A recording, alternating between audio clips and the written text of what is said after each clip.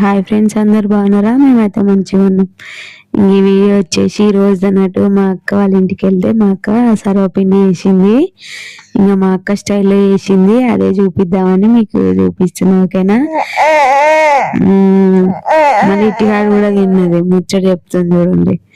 ఇంకా మొత్తానికైతే ప్రాసెస్కి వచ్చేస్తే ఫస్ట్ అయితే కరివేపాకు, ఇంకా పుదీనా, కొత్తిమీర, పచ్చిమిర్చి, కొన్ని పల్లీలు మిక్సీ పట్టుకుంది.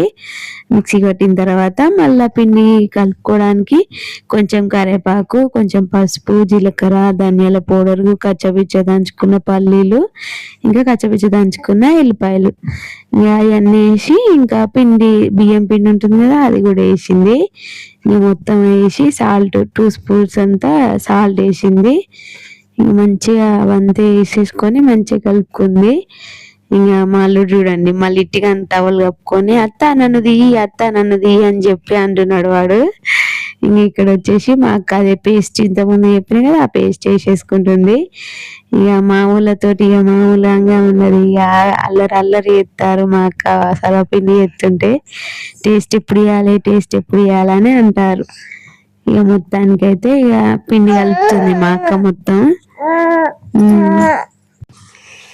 మంచిగా కలుపుకుంది. కలిపిన తర్వాత నెక్స్ట్ ఇక సర్వ కొత్తుకుంది. ఇంకా కొంచెం వాటర్ వేసుకుంటూ అది కలిపింది.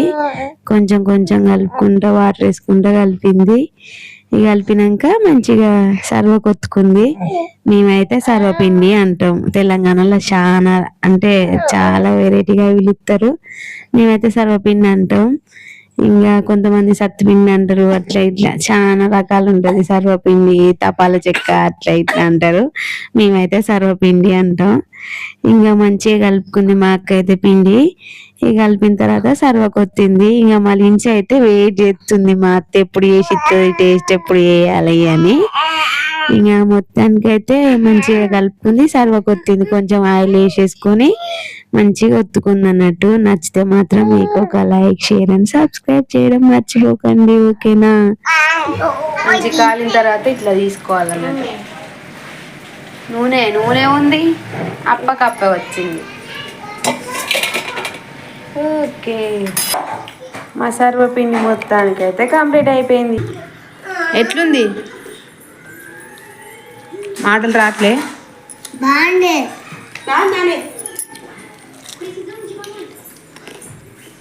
బాగుంది.